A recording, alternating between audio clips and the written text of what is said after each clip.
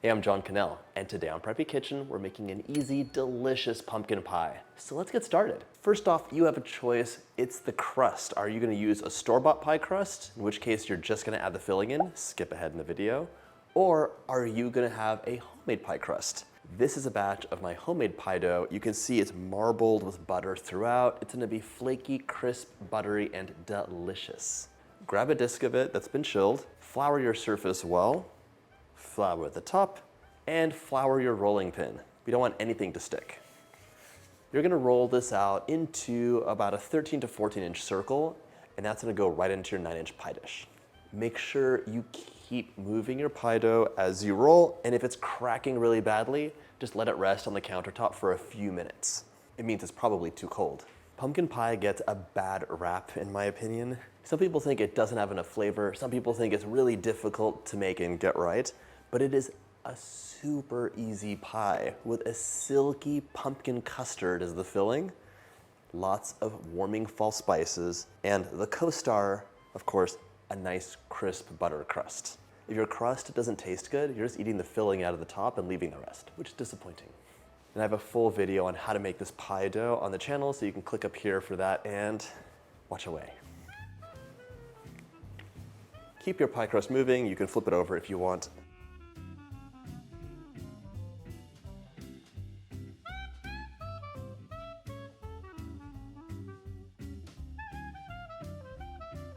You can see I'm using a pastry mat. It is so convenient because it's silicone, so things really don't stick to it. You can use less flour. And if it's a really hot day and things are getting melty, lift it all up, take it to the fridge to cool down, and bring it back. Okay. That looks good. Gather your pie crust. And by the way, if you're making this pie crust specifically for a pumpkin pie, you can really add things to it. So instead of regular butter, you could use browned butter, just make sure it's cold. You can add lovely fall spices to this. You could use half a teaspoon of cinnamon and a pinch of nutmeg or allspice. Experiment, have fun with it, and make it tasty. Instead of pressing the pie crust in, scooch it in from the edge. You don't want it to shrink when you're baking. And if things look off center, now is your time to fix that. Fold the edge in.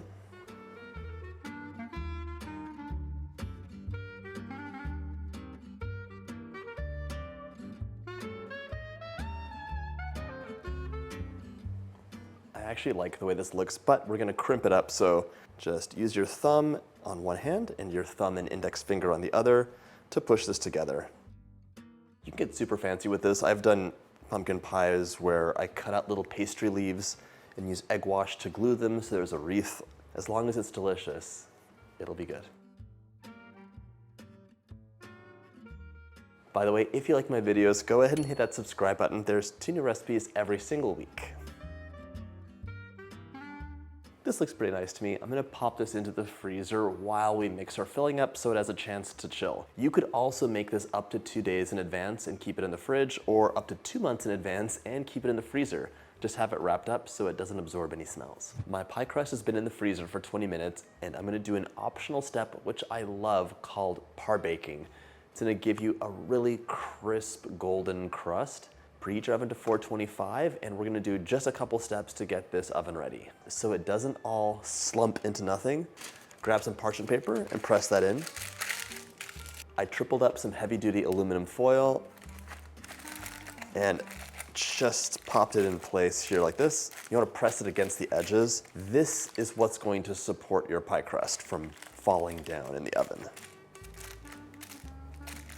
And now we're gonna fill this up with either pie weights or dried beans.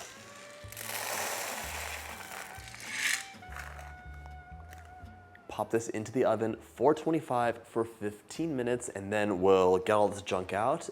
And in the meantime, we can make our filling.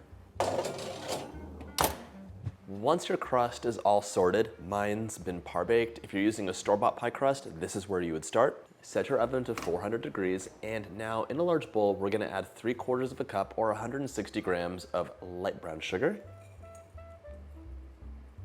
165 grams, sorry. Okay, I'm crumbling it in here just so I can find any little hidden rocks, which would be difficult to mix.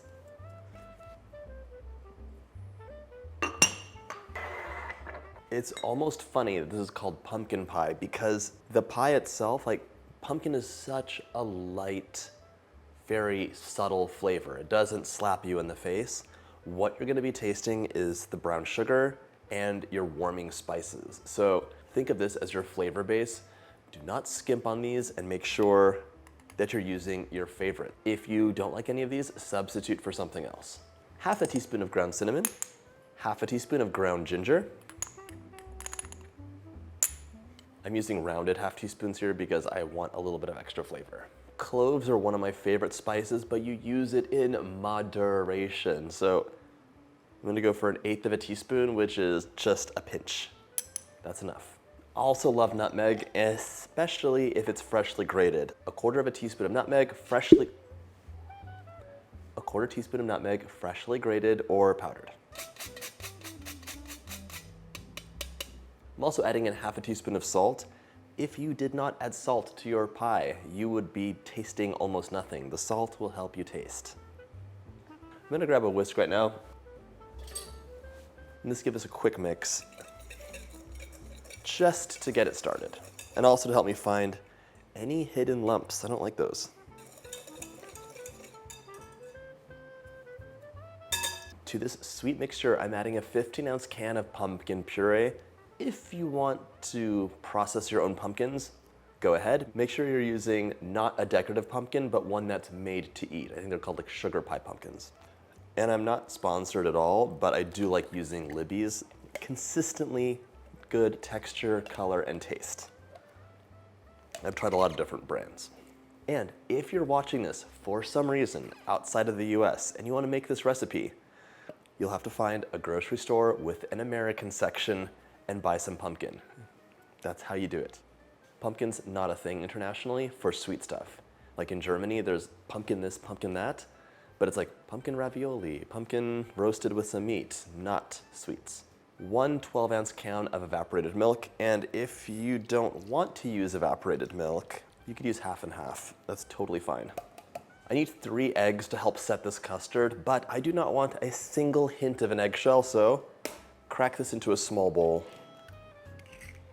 and we can just be sure, do a double check. 1, 2, check again, perfect, and 3. By the way, canned pumpkin puree has more moisture than your homemade pumpkin puree, so just be forewarned, you might have to add a little bit of extra liquid if you're using homemade pumpkin puree. 3 eggs. That's everything for my filling. If you wanted to, you could add a teaspoon or 2 of vanilla for some extra flavor, but I'm adding vanilla to the whipped cream I serve with this, so I'm skipping that optional step. Okay, we're gonna give this a mix, and you want this really well combined, no lumps. But you also don't wanna do this in a food processor or with a blender. That would introduce so many bubbles, and the bubbles will expand in the oven and give you not a creamy texture at all. It'll be kind of cracked and dry. So this is some gentle, smooth whisking until everything is nice and combined. Don't be too aggressive. This is a gentle custard. This is mixed up and smooth. I'm gonna set this aside, grab your pie crust, and we're gonna remove the supports because this is not edible. Your dried beans and your aluminum foil support can totally be reused multiple times. Don't forget to remove your paper. So I par baked this. The top looks nice, but you can see it's still rather like fairly raw underneath. This will finish baking through once I have the filling in. Actually, before I pour the filling in, I'm gonna give this a really quick egg wash just on the edge so it's golden and beautiful. It's optional, but I actually had an egg wash already, so I might as well use it. Lightly egg washed, now it's time to pour our filling carefully in.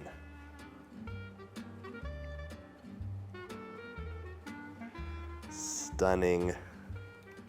This looks so good, but it's quite full and I'm a bit nervous, so I will be baking this on a rimmed baking sheet just so it's easier to transport.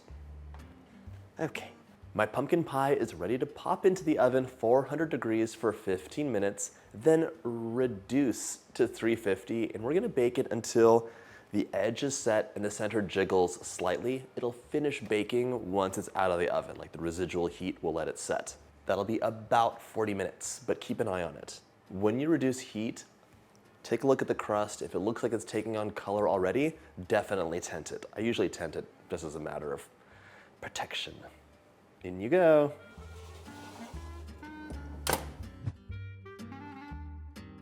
Allow your pie to cool completely before cutting it. You could also loosely cover it and pop it into the fridge for up to 2 days or freeze it for up to a month. Just make sure you thaw it overnight before using. Beautiful. And you can see the bottom is fully cooked. Listen to this. Not a soggy crust. Top with a big dollop of whipped cream, a sprinkle of cinnamon, and it's ready to enjoy. Someone asked if he could help with the video by giving me a taste test. So, Lachlan, would you like to take a bite? Mm-hmm. All right, let's take a bite. Mmm. Okay, how come you get the whipped cream? Creamy, full of flavor, and that crust is crisp on the bottom. I hope you get a chance to make this delicious recipe, and if you like my videos, hit that subscribe button and check out my Thanksgiving playlist.